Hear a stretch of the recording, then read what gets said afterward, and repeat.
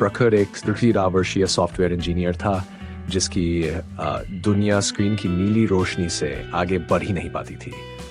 Screen उसका सबसे बड़ा सहारा भी थी और सबसे बड़ी बीमारी भी।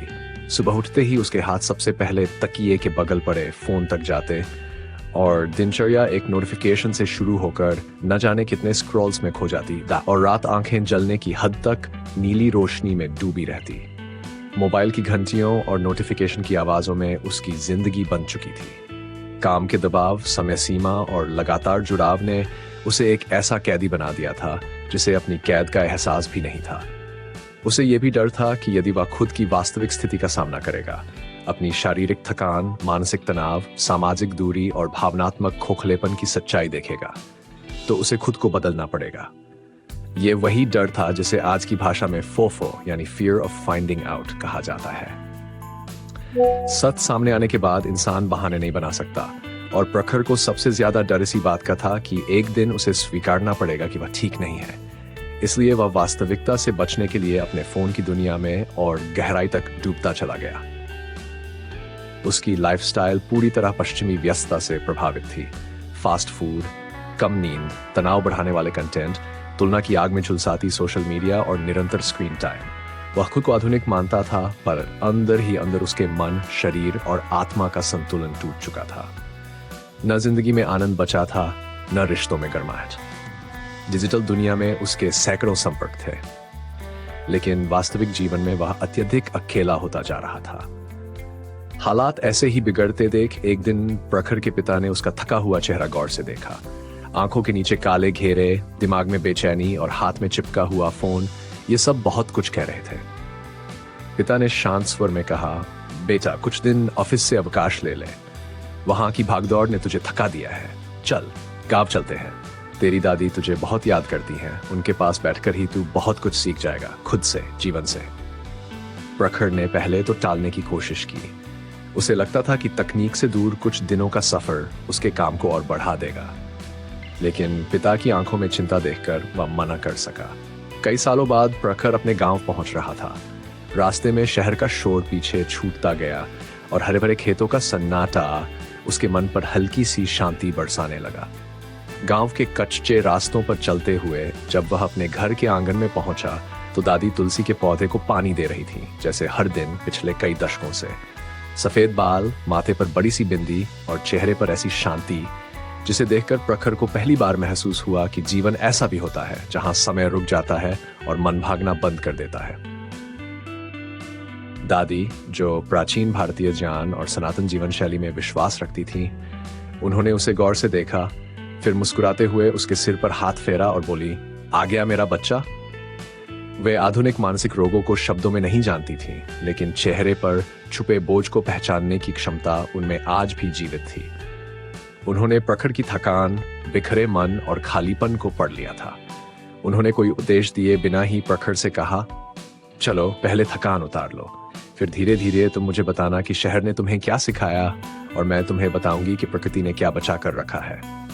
उन्होंने बस एक सरल सा सुझाव रखा, कुछ दिन के लिए अपने मन को सभी बंधनों से मुक्त करके जीवन के असली स्वरूप से जुड़ो। प्रकृति, श्वास, मौन, प्रार्थना और सुअनुशासन की तरफ लौटो। उनकी आवाज में ऐसा अपनापन था कि प्रखर के भीतर छिपा तनाव जैसे गलने लगा। वह नहीं जानता था कि ये गांव, ये दादी उसके जीवन को एक ऐसे मोड़ पर ले जाने वाले हैं जहां वह खुद को फिर से खोज पाएगा। दादी ने बताया कि प्राचीन ऋषि हर दिन ब्रह्म मुहूर्त में उठकर सूर्य को नमस्कार करते थे, जिससे मन और शरीर में ऊर्जा का संचार होता था। वे नियमित ध्यान और जप करते थे ताकि मन भटककर विकारों का दास न बने। उन्होंने ये भी कहा कि सनातन में हमेशा यह माना गया है कि जब इंसान आत्मा से दूर हो जाता है, तभी वह बाहरी वस्तुओं जैसे आज के जमाने में डिजिटल उपकरणों आदि पर निर्भर होना शुरू करता है। शुरू में उसे असुविधा हुई क्योंकि उसके शरीर और मन को इस डिजिटल दुनिया की इतनी आदत हो चुकी थी कि कुछ मिनट फोन से दूर रहना भी बेचैनी पैदा करने लगा था। उसकी उंगलियां बिना वजह जेब टटोलती थी, मन नोटिफिकेशन की कल्पना करता था। ये वही लक्षण थे जो नशे के आदी लोगों में देखे जाते हैं। यही वह क्षण था जहां उसे दादी ने समझाया कि सनातन धर्म में हर व्यसन को मन की पराजय माना गया है और मन को परास्त करने का रास्ता है अनुशासन, साधना और सत्संग। धीरे धीरे प्रखर के भीतर बदलाव के बीज अंकुरित होने लगे। दादी ने उसे कोई जटिल धार्मिक कर्मकांड नहीं सिखाए, उन्होंने बस उसे जीवन को सरल और संतुलित बनाने की कला सिखाई। उन्होंने कहा कि शरीर और मन की देखभाल भी योग है और अपनी ऊर्जा को सही दिशा में लगाना ही सनातन तप है। दादी की सलाह पर प्रखर ने सबसे पहला कदम यह उठाया कि उसने सुबह उठते ही मोबाइल को हाथ लगाने की आदत छोड़ दी। उसके दिन की शुरुआत अब शुद्ध प्राणवायु से होने लगी। वह खिड़की के पास खड़ा होकर ताजी हवा गहरी सांसों में भरता और दादी के साथ मिलकर प्राणायाम करता था। इससे वह अपने भीतर की उथल पुथल को शांत होते हुए महसूस करता। इसके बाद वह सूर्य नमस्कार करने लगा।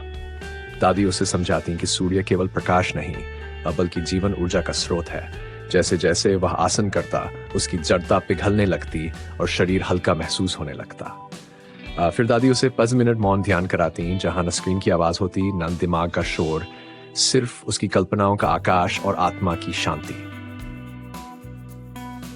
एक और महत्वपूर्ण कदम दादी ने उससे करवाया, टेक फ्री समय, जिसका मतलब था कि वह एक निश्चित अवधि में कोई भी डिजिटल उपकरण हाथ में नहीं लेगा। इस दौरान वह प्रकृति से जुड़ता, खेतों में टहलता, मिट्टी को हाथों से महसूस करता, गायों को चारा डालता, आसमान में उड़ते पक्षियों को निहारता। कभी वह दादी के पुराने किस्से सुनता और कभी बस चुपचाप बैठा रहकर खुद से सवाल पूछता, मैं कैसा बन गया हूं और कैसा बनना चाहता हूं। प्रखर ने रात में भी एक परिवर्तन किया। सोने से कम 1 घंटा पहले स्क्रीन बंद कर देता। दादी ने बताया, रात की नीरवता मन की गंदगी को निकालती है। अब वह किताब पढ़ता, डायरी लिखता और अपने दिल की अनकही बातों को कागज पर उतारता।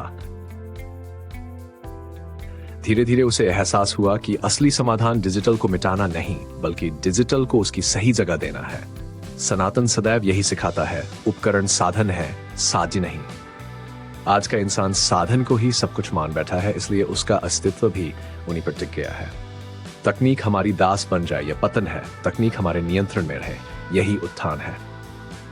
प्रखर ने खुद को फिर से पकड़ लिया था, न थकान के बोझ में, न सोशल मीडिया की भीड़ में, बल्कि अपनी जड़ों में, अपनी आत्मा में।